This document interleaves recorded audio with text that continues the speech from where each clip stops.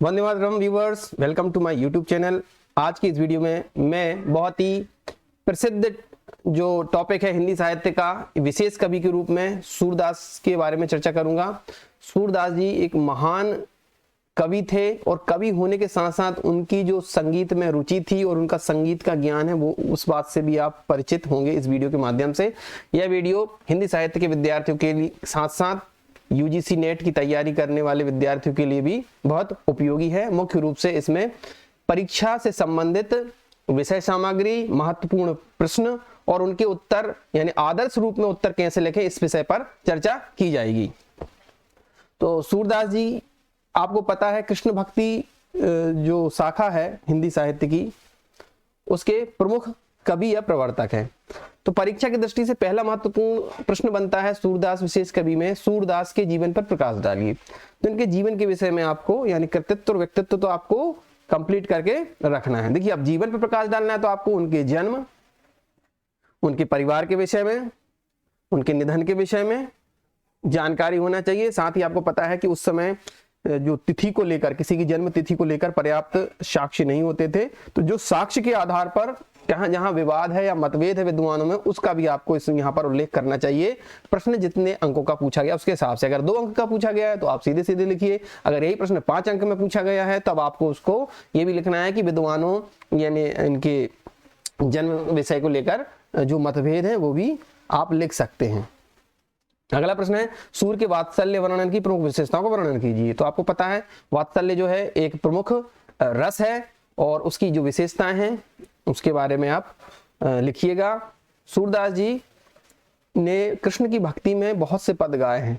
इनकी बाल लीला का वर्णन इतना मनोवैज्ञानिक दृष्टि से इतना सूक्ष्म है कि जो हिंदी साहित्य के लेखक हैं आचार्य रामचंद्र शुक्ल, उन्होंने क्या कहा है कि सूर्य जो है वात्सल्य रस का कोना कोना झांक आए हैं। साथ ही साथ आप एक उक्ति, ये जो एक उक्ति चलती है इनके विषय में कि सूर सूर तुलसी शशि उडगन के सवदास और अब के कवि खद्योत सब जहां तह करत प्रकाश। तो सूर जो है हिंदी साहित्य जगत के सूर्य के समान है। अगला प्रश्न है सूर्य को पुष्टि मार्ग का जहाज क्यों कहा जाता है। तो आपको पुष्टि मार्ग के विषय में जानकारी होना चाहिए कि पुष्टि मार्ग क्या है ना, और ये इनका संबंध वल्लभाचार्य से किस तरीके से, जब आप उसका अध्ययन करेंगे तो आप समझ जाएंगे ये वल्लभाचार्य के शिष्य थे। आगे हम इनके विषय में थोड़े से जो खास प्रश्न है उनके बारे में चर्चा करेंगे। अगला प्रश्न है सूर्य के श्रृंगार वर्णन की विवेचना कीजिए। सूरदास ने अपना जो ग्रंथ है सूर सागर उसमें राधा कृष्ण के मिलन का वर्णन भी किया है। जब राधा कृष्ण के मिलन का वर्णन करते हैं तब वहां श्रृंगार रस का विवेचन होता है। साथ ही फिर जब वो मथुरा चले जाते हैं कंस का वध करने के लिए और फिर वहीं रहने लगते हैं तो आपको पता होगा जो गोकुल में गोपियां किस प्रकार उनके विरह में तड़पती हैं, तो वियोग वर्णन, तो श्रृंगार वर्णन में दोनों आ जाएगा, संयोग श्रृंगार और वियोग श्रृंगार, ये आप जानते हैं। अगला प्रश्न है अष्टछाप से आप क्या समझते हैं। आपको पता है कि अष्टछाप में 8 कवि थे जो श्रीनाथ जी के मंदिर में भजन कीर्तन करते थे। इनका उद्देश्य था कि जो भक्ति है कृष्ण भक्ति को समर्पित थी। अष्टछाप में भजन होते थे और इसमें कुल 8 जो भक्त कवि थे। इनमें से 4 जो थे वल्लभाचार्य के शिष्य थे और 4 वल्लभाचार्य के पुत्र विट्ठलनाथ जी के पुत्र थे ना। तो अष्टछाप के कवि में ये प्रमुख माने जाते हैं सूरदास। इसके अलावा परमानंद दास है, कुंभन दास है, कृष्णदास है, अच्युत स्वामी, गोविंद स्वामी ना, इस प्रकार के और कुल मिलाकर 8 कवि। अष्टछाप के कवियों का परिचय देना है तो 8 को आपको पता होना चाहिए, है ना। सूरदास के बारे में तो आप जानते हैं, इसके साथ साथ आपको परमानंद दास के बारे में पढ़ना है, कुंभन दास के बारे में पढ़ना है, वो सबसे बुजुर्ग यानी एज में सबसे ज्यादा थे कुंभन दास। फिर एक कृष्णदास, चतुर्भुज दास, गोविंद स्वामी, शीत स्वामी और नंददास, ये अष्टछाप के 8 कवि थे। इनके बारे में आप अध्ययन कर लीजिएगा। अब मैं सूरदास पर फोकस करना चाहता हूँ। इसमें मैं आपको सूरदास का जीवन परिचय संक्षिप्त में देना चाहता हूँ। तो सूरदास की जो जन्म है उनका जन्म 1478 ईस्वी में हुआ था। देखिए ईस्वी की बात हो रही तो आपको याद रखिए 1478 ईस्वी में रुनकता क्षेत्र में हुआ था। और कुछ विद्वानों का यह भी मत है कि इनका सूरदास का जन्म दिल्ली के पास सीही नामक स्थान पर एक निर्धन परिवार में हुआ था। तो ये सीही और रुनकता इनको आपको याद रखना है ना। तो इसके बाद आगे इनके जीवन में आता है कि जो मथुरा के बीच मथुरा के बीच एक गौ घाट पड़ता है, वहां पर आकर रहने लगे, क्योंकि सूरदास के पिता जो थे वो प्रसिद्ध गायक थे। इनका नाम था रामदास बैरागी, ये प्रसिद्ध गायक थे। तो देखिए जो पिता के जीन्स हैं, जो गुण हैं, वो पुत्र में अवश्य रहते हैं। तो इसलिए आप देखेंगे कि सूरदास ने जितने भी पद गाए हैं उनकी संगीत में बड़ी पकड़ है। और एक और महत्वपूर्ण बात बता दूं कि जो सूरदास के जितने भी पद हैं ना, उनका अलग अलग रागों में आप इसको सुन सकते हैं। या कहने का तात्पर्य है कि कौन सा पद किस राग में गाया जाए, इस प्रकार से उसे ढाला गया है।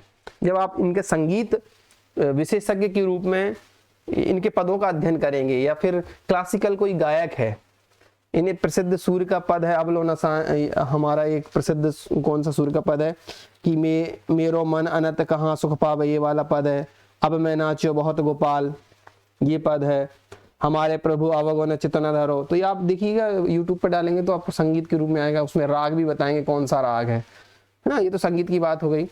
अब ये जब गौ घाट पर रहते थे सूरदास जी, तब इनकी भेंट वल्लभाचार्य जी से हुई थी। तो वल्लभाचार्य जी से होने के बाद वल्लभाचार्य जी ने इनको शिष्य बना लिया था, या यूं कहें कि सूरदास जी ने वल्लभाचार्य जी को गुरु बना लिया था और वे श्रीनाथ मंदिर में ले आए थे। वल्लभाचार्य जी ने ही उन्हें क्या करा था, पुष्टि मार्ग में दीक्षित कर दिया था, और क्या कहा था कि इसके बाद आप कृष्ण लीला के पद गाएं। सूरदास की मृत्यु गोवर्धन के निकट पारसौली ग्राम में हुई थी। इसमें कोई मतभेद नहीं है कि गोवर्धन के निकट पारसौली में सूरदास जी का निधन हुआ था 1583 ईस्वी में। तो जन्म को लेकर मतभेद है, मृत्यु को लेकर मतभेद नहीं है। आगे चलते, सूरदास की 3 प्रसिद्ध रचनाएं हैं। सूरसागर, इसमें सूरसागर की प्रसिद्ध रचनाओं का प्रसिद्ध रचनाएं हैं। इसमें 1.25 लाख के आसपास पद थे, लेकिन अब 7-8 हजार पद ही मिलते हैं। जो अधिकतर एमए के पाठ्यक्रमों में चलता है वो सूरसागर सटीक चलता है, जिसका कि संकलन धीरेन्द्र वर्मा जी द्वारा किया गया है, और यानी संपादन जो है डॉक्टर धीरेन्द्र वर्मा द्वारा किया गया है। साथ ही साथ एक आचार्य रामचंद्र शुक्ल का भी चलता है। तो आपके सिलेबस में जो हो देख लीजिए, लगभग पद सभी जगह सेम है, थोड़ा सा पांडुलिपि में या उसमें अंतर हो सकता है हल्का। अगली जो प्रसिद्ध रचना है वो है सूरसारावली, और तीसरी है साहित्य लहरी। देखिए साहित्य लहरी से प्रश्न ऐसा ही बनता है कि दृष्टिकूट पद किसमें संकलित हैं सूरदास जी के, तो वो जो संकलित हैं वो साहित्य लहरी में है। दृष्टिकूट क्या होता है, कूट यानी होता है कोडिंग। आप इन पदों का अर्थ सीधे सीधे नहीं लगा सकते जब तक कि आपको इनका अर्थ पता ना हो, यानी गूढ़ अर्थ होता है, आसानी से समझ नहीं सकते। नल दमयंती और ब्याहलो, कुछ विद्वान ये भी दावा करते हैं कि सूरदास की दो रचनाएं और नल दमयंती ब्याहलो, पर इनका कोई प्रमाणिक आधार नहीं मिला है कि इनकी रचना। पर 3 पे जरूर है कि सूरसागर, सूरसारावली और साहित्य लहरी सूरदास की रचना है। ये मैंने तो इसलिए लिख दी कि कभी कभी एग्जाम में पूछा जाता है, तो आप देख लीजिएगा। अब मैं थोड़ा सा एक पद्यांश बता देता हूँ, प्रसिद्ध पद्यांश है सूरसागर से।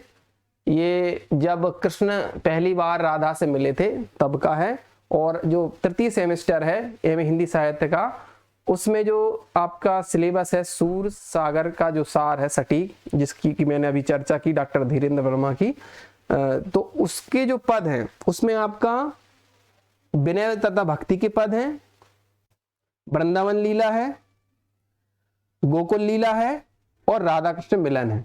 यानी मथुरा गमन से पहले के जितने पद हैं वो 3य सेमेस्टर में आएंगे, और इसके बाद का जो पोर्शन है वो आपका 4th सेमेस्टर में आएगा।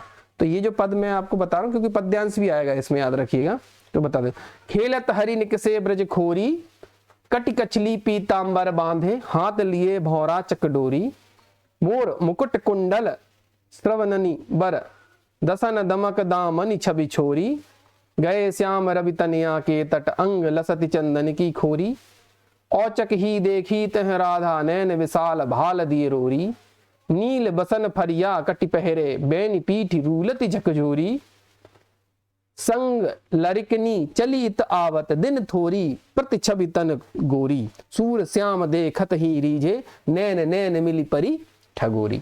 तो यहाँ पर जब ये वर्णन किया है सूरदास जी ने कि कृष्ण जब राधा से पहली बार मिले थे तो किस प्रकार वो देखते ही राधा के रूप सौंदर्य को देखकर मोहित हो गए थे, और कहना चाहिए उन्हें अट्रैक्शन हो गया था उनके रूप सौंदर्य के प्रति। तो इसका वर्णन कितना सुंदर चित्रण किया है। इनकी भाषा पर पकड़ देखिए, ब्रज भाषा में लिखी गई है। खेलत हरि निकसे ब्रज खोरी, हरि मतलब कृष्ण जी खेलने के लिए ब्रज में निकलते हैं टोली बनाकर, है ना, सकरी गलियों में।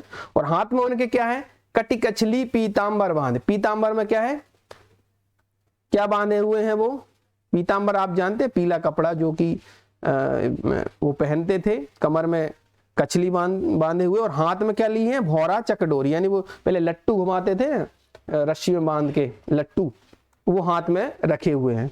और उनके मस्तक पर क्या है, मोर का मुकुट है, कानों में श्रेष्ठ कुंडल है, और उनके वस्त्रों की चमक ने बिजली की छवि को छीन लिया है ना। मोर मुकुट कुंडल श्रवनिवर दमक दसत दामनी छवि चोरी। देखिए दसन दमक दामनी में अनुप्रास अलंकार है, छवि चोरी में भी अनुप्रास अलंकार है, और दसन दमक में रूपक भी है। गए श्याम रवि तनया के तट। तो रवि तनया, रवि यानी होता है सूर्य, तनया यानी पुत्री। सूर्य की पुत्री कौन होता है, सूर्य की पुत्री किसे कहा गया है, कालिंदी को। कालिंदी मतलब यमुना नदी, यमुना नदी का पर्यायवाची रवि तनया भी है।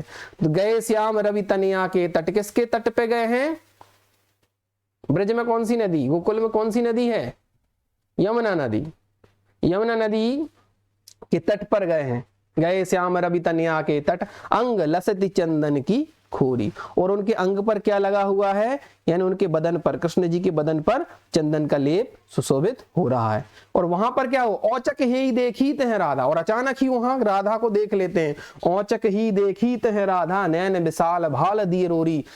राधा को अचानक यमुना नदी के तट पर देखते हैं, क्या देखते हैं, नैन विशाल भाल दिए रोरी, यानी राधा के बड़े बड़े नैन नेत्र, मस्तक पर तिलक लगा हुआ है, और उसका मतलब सौंदर्य का, यानी कि देखिए राधा के रंग रूप का, उनके पहनावे ओढ़ावे वेशभूषा का सूरदास जी किस प्रकार वर्णन कर रहे हैं। क्या कह रहे हैं आगे, नील बसन फरिया कटी पहरे। कौन पहने हैं नील वसन, नील यानी नीला, वसन यानी होता है क्या, कपड़ा। नीले रंग की फरिया, ये नीचे तक जो क्या कह सकते हो उसको आप, मुझे आता नहीं, जो नीचे पहनते हैं उसको स्कर्ट टाइप का कह सकते हो आप, है ना। तो वो नीले कलर की पहने हैं राधा। बैनी पीठ रूलती झोरी, बैनी यानी होता है चोटी, पीठी पीठ पर, रूलती यानी रोल डोल रही है, झकझोर रही है, लटक रही है। तो ये ऐसा वर्णन कर रहे सूरदास। नील बसन फरिया कटी पहरे, बैनी पीठ रूलती झकझोरी, संग लड़कनी चलित आवती। और किसके साथ चली आ रही, उनकी जो लड़की है, यानी अन्य लड़कियों के साथ राधा भी चलती हुई आ रही हैं। कृष्ण यहां से देख रहे हैं। और दिन थोड़ी प्रति छवि तन गोरी, राधा की उम्र कम है लेकिन उनका रूप इतना सौंदर्य लग रहा है कि वो एक मतलब थोड़ी सी मैच्योर लग रही हैं चेहरे से। कहने का तात्पर्य सूरदास जी का यह है कि संग लड़कनी चली तावत, कृष्ण की ओर ही आ रही हैं। वैसे वो कृष्ण की ओर नहीं आ रही हैं, वो भी यमुना नदी के तट पर अन्य अपनी सखियों के साथ राधा आई हैं, और वहां पर प्रथम मिलन हो रहा है कृष्ण का राधा से। और आगे अंतिम पंक्ति में क्या कहते हैं, सूर श्याम देखत ही रीझे, नैन नैन मिली परी ठगोरी। सूरदास जी कह रहे हैं कि श्याम यानी कृष्ण देखते ही राधा पर रीझ गए हैं, देखते ही राधा से उन्हें प्रेम हो गया है, और उनके नैन से नैन मिल गए हैं, और ऐसा लग रहा है कि वे ठगे से रह गए हैं। जादू का, यानी उनके राधा की आंखों का जादू कृष्ण पर छा गया है। ये सब आपको लिखना है, ये हो गया इसका भावार्थ। अब भावार्थ देखिए, जब आप लिखते हैं ना, तो आप जब आप संदर्भ लिखें, सबसे पहले संदर्भ में क्या लिखेंगे कि प्रस्तुत पद्यांश या प्रस्तुत पंक्तियां महाकवि सूरदास द्वारा रचित सूर सागर से ली गई हैं। तो इतना तो आपको लिखना ही है, अगर आपको पता है तो सूर सागर से ली गई। अब प्रसंग क्या लिखेंगे, प्रसंग में लिखना होता है कि ये जो पद जिसकी कि आप व्याख्या करने वाले हैं वो किससे रिलेटेड है, कहां से शुरू करें, तो तभी तो ये समझ में आएगा पद। तो प्रसंग में लिखेंगे कि प्रस्तुत पंक्तियों में सूरदास जी ने राधा कृष्ण के प्रथम मिलन का वर्णन किया है, और साथ ही साथ राधा के सौंदर्य का भी वर्णन उन्होंने किया है। बस इतना लिखना है, फिर आपको व्याख्या करना है जो मैंने आपको समझाया। फिर अंत में आप लिखेंगे कला पक्ष की विशेषता या विशेष आप जरूर लिखें। तो सबसे पहले सूरदास जी की लगभग ये रचनाएं सभी ब्रजभाषा में, तो लिखी ब्रजभाषा है ना। अलंकारों का बहुत सुंदर प्रयोग किया गया, दमक दामिनी में अनुप्रास अलंकार है, छवि छोरी में अनुप्रास अलंकार है, ये लिख लीजिए। नैन नैन मिली ठगोरी, नैन नैन में आपका पुनरुक्ति प्रकाश अलंकार है ना। अनुप्रास तो बिल्कुल बह रहा है, समझिए अनुप्रास की धार बह रही है इनकी पूरी, आप देखिए पूरे पद में है। संगीतबद्ध रचना है, ये पद जितने भी सूरदास के पद है वो गाए जा सकते, गेय पद है है ना। तो ये मैंने एक आपको समझा दिया, ये प्रमुख है। और साथ ही साथ 2-3 मैं आपको बता देता हूँ, इसकी आप व्याख्या समझ लीजिएगा या पढ़ लीजिएगा। पहला पद है, अब मैं नाच्यो बहुत गोपाल, काम क्रोध की पहरी, चोलना कंठ विषय की माल। ये एक प्रसिद्ध पद है। और हमारे प्रभु अवगुण चित न धरो, ये बहुत ही प्रसिद्ध पद है इसका भी यार। समदर्शी है नाम तिहारो, सोई पार करो, ये भजन सुन लीजिएगा, यूट्यूब पे बहुत संगीतमय तरीके से आपको मिलेगा। सो है ना, एक लोहा पूजा में राखत, एक घर बध के परो, सो दुविधा पारस नहीं जानत, कंचन करत खरो, है ना। एक ये, और एक ये, प्रभु हो सब पति तन को टीको, और पतत सब दिवस चारि के, हो तो जन्मत ही के। और एक और प्रसिद्ध पद है, मेरा मन अनंत कहाँ सुख पावे, जैसे उड़ी जहाज को पंछी, फिरी फिरी जहाज पर आवे। ये 5 पद तो आप जरूर आवश्यक रूप से पढ़ लीजिएगा, एक तो पक्का आ जाएगा इसमें। अब सूरदास के काव्य की विशेषताएं देखते हैं। उनके सूरदास के काव्य की विशेषता सबसे बड़े कृष्ण काव्य पे ही समर्पित है। जब तक वो वल्लभाचार्य जी से नहीं मिले थे तब तक उन्होंने विनय और भक्ति के पद ही लिखे थे सूरदास जी ने। और जैसे ही वो उनसे मिल गए, फिर वो उनको कृष्ण श्रीनाथ जी के मंदिर में ले आए वल्लभाचार्य जी अपने सूरदास जी को, तो वो कृष्ण को पुष्टि मार्ग में दीक्षित हो गए, तो उन्होंने कृष्ण भजन ही किए। तो पूरा उनका जो काव्य कृष्ण पर आश्रित है या अवलंबित है।